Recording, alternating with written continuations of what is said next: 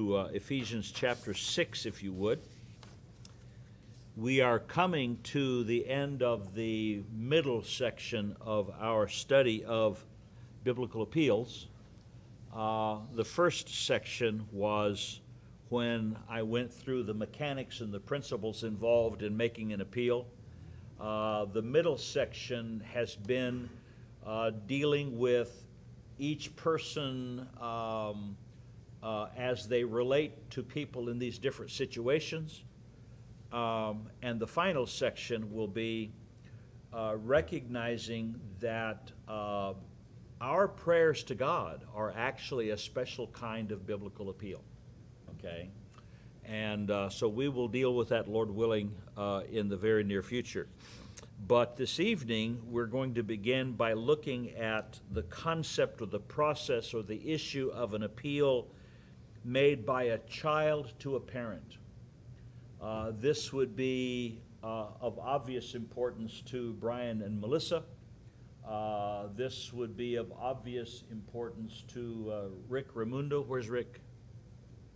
Over there? Yes. Oh, standing there in front of me. And to others of you who will someday be parents. Over the last two generations, and I don't think that those of us who have been around the block a few times would dispute what I'm saying.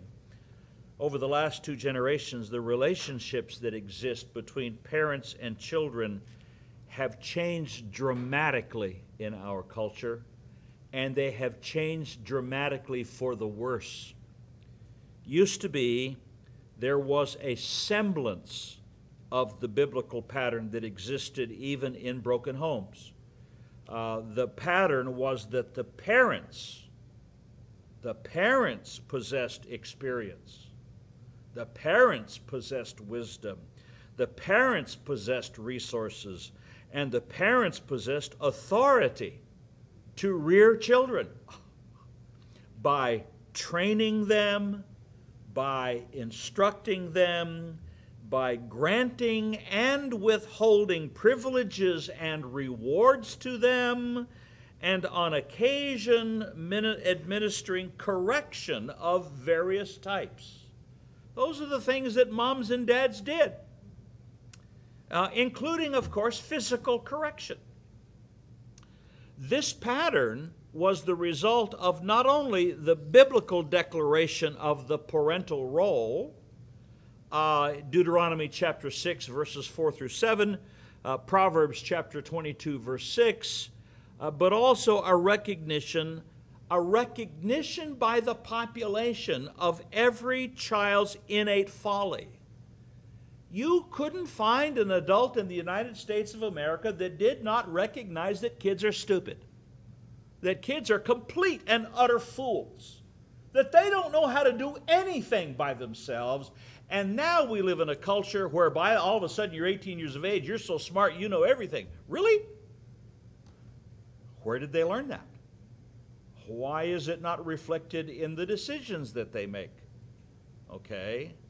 And yet we have a culture that is so committed to youth that we think that 20-year-olds know lots of stuff, and by the time you're 50, you don't know anything anymore. There was a guy who advanced that proposition. His name was Abbie Hoffman. Anybody remember that name? My goodness. Patty remembers. Julie remembers. Brian Spicer shook his head.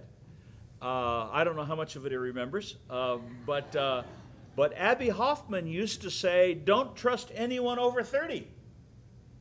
And he continued to say that until he turned 30. Yeah.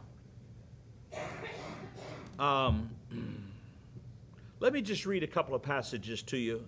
You don't need to turn there. I'll go pretty fast. Deuteronomy chapter 6, verses 4 through 7. Hear, O Israel, the Lord our God is one Lord, and thou shalt love the Lord thy God with all thine heart, with all thy soul, with all thy might.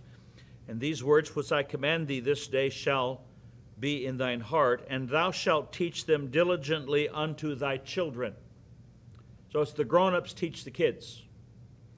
And shalt talk of them when thou sittest in thine house, and when thou walkest by the way, and when thou liest down, and when thou risest up. In other words, you're to be about this business constantly. In the morning, in the evening, ain't we got fun? All the time. All the time.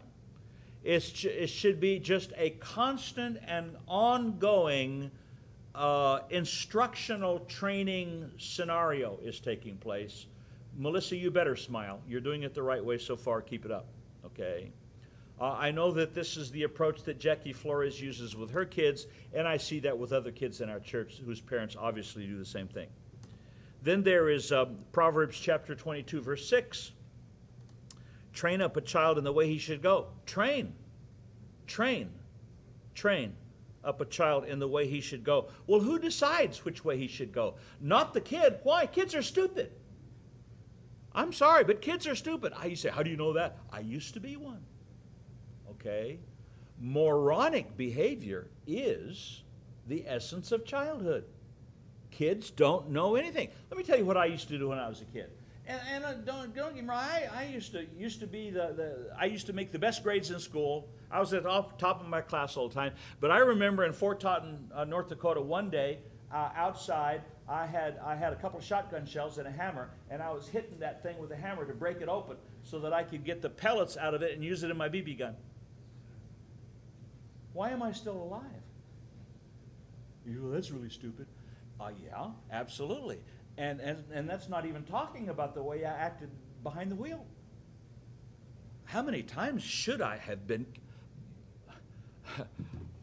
Wow, incredible. I remember one time my retired chief of police friend was driving the pickup across the plains of Central Oregon, and my good buddy Chuck Fisher and I, we had pump shotguns, and we were hunting at 60 miles an hour, standing up in the back of pickups. How stupid do you have to be to do that, Lee? That's pretty stupid. That's pretty stupid. You say, well, why are you telling us how stupid you are? Because I know that kids are not any smarter than I was. That was really dumb. How many of you remember drive-in movies? How many of you have ever climbed to the top of the screen during a movie?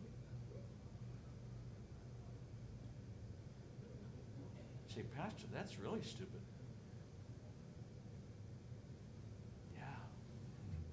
Yeah. My goodness gracious sakes alive. I look back and the problem is that some people don't have enough distance so that when they look back, they don't realize how stupid it was. I know full well how really dumb that was. That's the reason childhood should not be left to children to negotiate completely. That's the reason why, Nick, that's the reason why your two sons have you. Lord only knows what kind of stupid things they would do if they didn't know that you would up the back of the head. Am I right? Why? Because they're boys. And boys frequently do more outrageous things than girls. Okay? Okay. Proverbs chapter 22, verse 15. Foolishness is bound in the heart of a child, but the rod of correction shall drive it far from him. What's God's remedy for folly? Most frequently, a good whooping. Say, well, I prefer to reason with my child.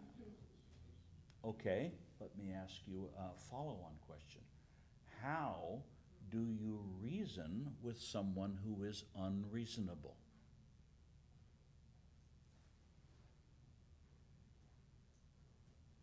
How do you answer a fool according to his folly? The Bible says you answer not a fool according to his folly. You can't. You say, well, what do I do if I've got a kid who's a fool? Whoop him. Just thump him. I had a guy one time who had a son, still has a son, several, but one of his sons one day climbed out of his bedroom window and began with a pellet gun to shoot out the windows of the next door neighbors.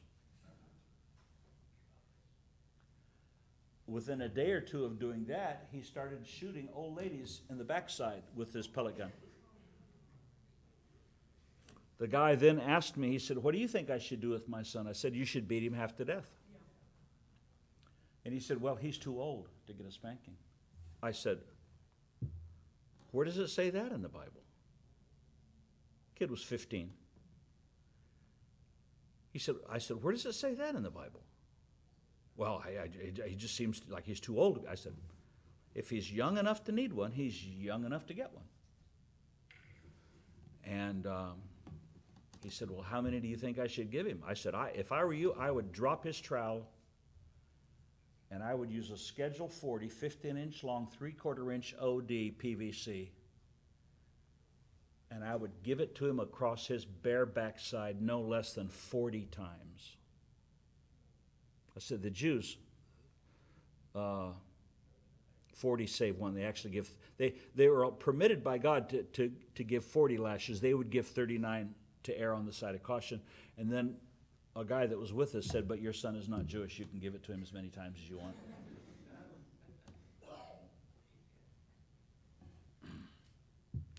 So the son is not saved, but he's not a criminal. I don't know that he's shot any old ladies in the rear end with pellet guns in the last 15 years or so. I don't think he shoots windows out. Stephen, does he shoot windows out anymore? I don't think so. Had a little bit of a scrape for a while, but he got clear of it. My point is you got to know what you're dealing with here. Nowadays, different than what it was when I was a kid. And I don't think that my mother was terribly unusual in this respect. I think my mom was kind of a run-of-the-mill, average, ordinary American mom. And if my brother or I started doing something at the store, something like that, she would say, wait till I get you home. And that would freeze us.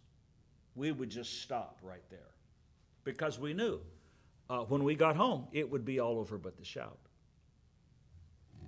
Nowadays, however, we see so many children who are raised by television sets. We see so many kids that are raised by desktop computers. We see so many kids that are raised by tablets and by smartphones rather than being raised by parents. Rather than being raised by parents, they are turned over to devices. And there is scientific proof showing that kids who spend too much time in front of that do not develop socially. They end up being weirdos. They end up having freaky personalities. They also end up being quite aggressive. And basically the only way to get them off of it is to take them someplace where they don't have access.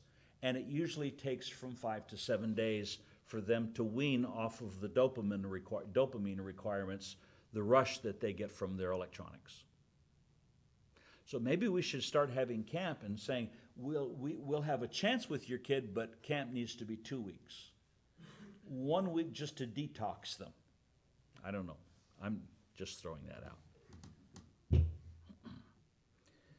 We also see mothers whose conduct betrays their complete understanding of their role in their children's lives. I mean, they don't have to talk about it. They don't have to tell you what they believe. We see it acted out. We see it acted out in Vacation Bible School. We see it acted out in the grocery store. We see it acted out. I'm sure that Christina and Ken Barbosa could tell us horror stories about how it's acted out in school.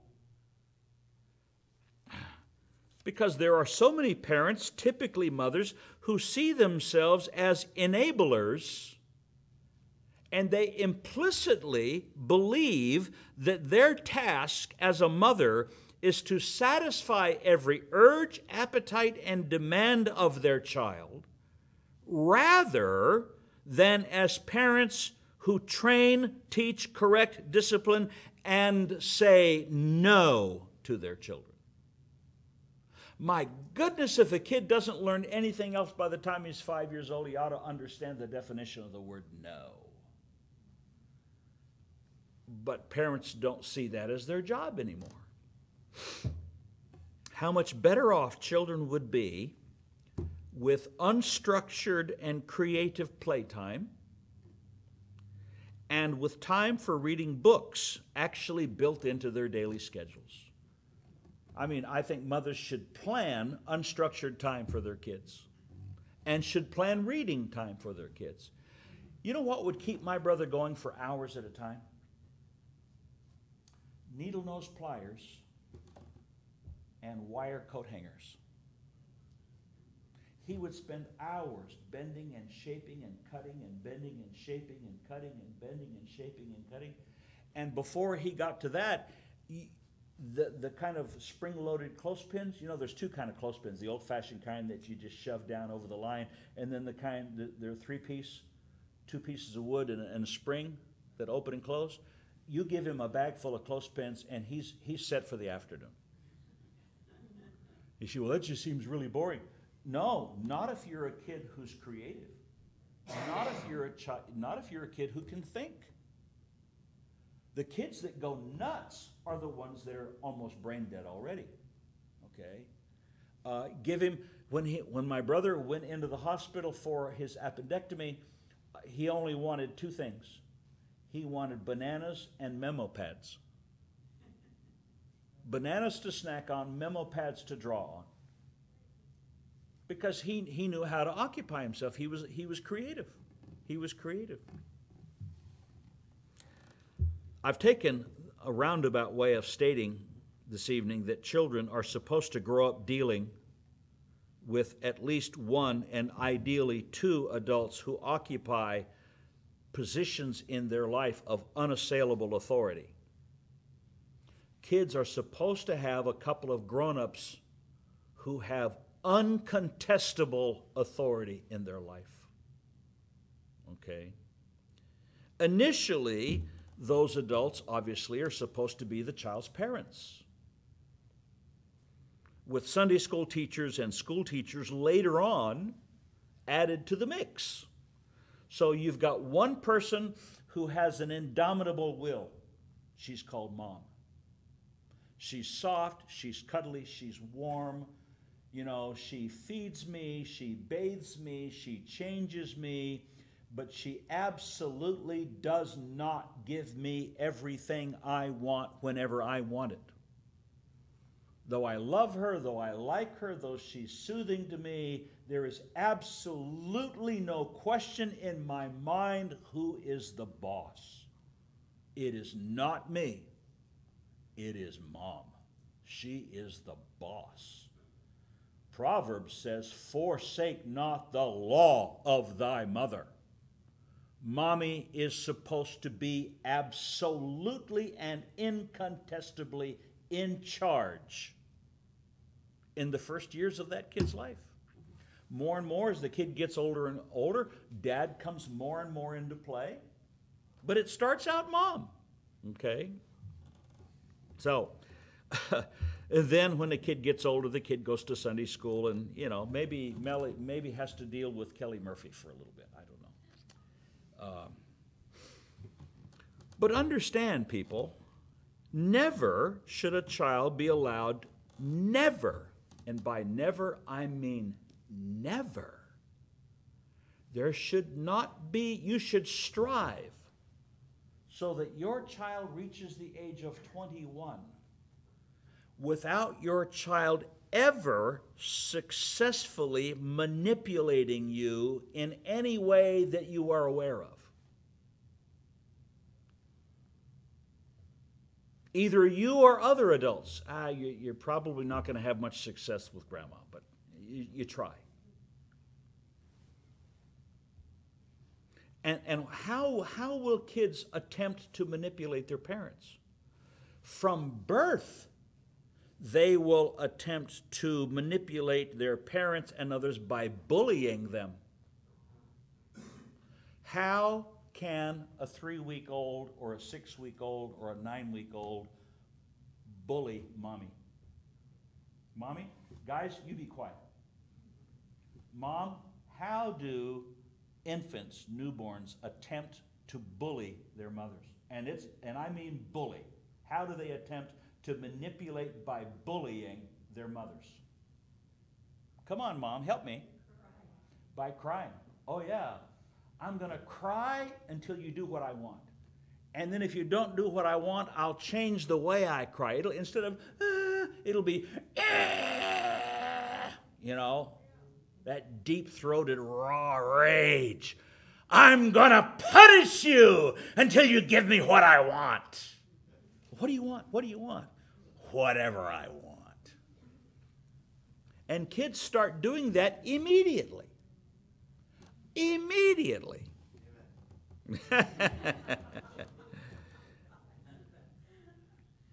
Never should a child be allowed to get away with that.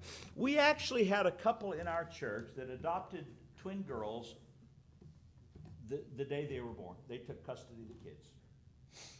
They actually had kids that were so wired, so completely difficult, the kids literally got a spanking every day, at least one every day. They had to, so that they would keep their sanity. The dad had to put a doorknob and lock at eye level so the kids couldn't reach it. Because what the kids would do is they would wake up in the middle of the night, rip their diapers off, and smear all over the walls. And they did that every night. Why did they do that? Because they wanted to. You could not get them to go to bed. He literally, I think that the kids are in their 20s now, so he literally had to go through rolls of duct tape every day to duct tape the diapers onto the kids. And then he and his wife would put them into the bedroom and deadbolt that door and just pray like crazy that there wasn't a fire in the middle of the night. You say, well, that's just cruel. Yeah, the children were very cruel to their parents. And they had to do that for their sanity. They had to do that to keep from literally going stark raving mad. You say, well, they should have disciplined those children.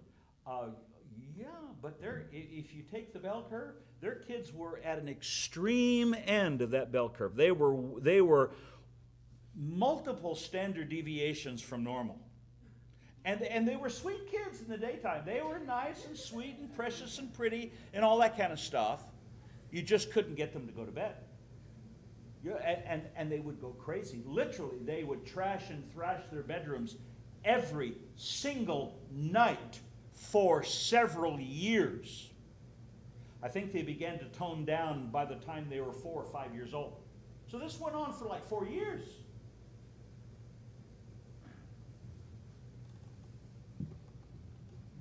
And they asked me, what should we do? I said, you must not let them ever win. You must not let them ever, not even one time, they must not win a conflict of wills with their parents. Parents must not ever lose a conflict of wills with their children. Ever. Now, don't get me wrong. I don't think parents should go looking for a headbutting contest. I think wise parents do what they can to avoid it. But sometimes a kid is bound to determine, I'm going to meet you head on, and I'm going to challenge you, and we're going to see who backs down. When your child makes that happen, that child cannot be allowed to win. Cannot be allowed to win. You say, well, what's my alternative? The street. The street. You can't turn your home over to a child. You cannot turn your home over to a child. So you should not, no child should be allowed to manipulate parents or other adults by bullying them, by throwing temper tantrums. Here's another one. Now, this is controversial. You may want to cut the feed on this because I don't want to get prosecuted in federal court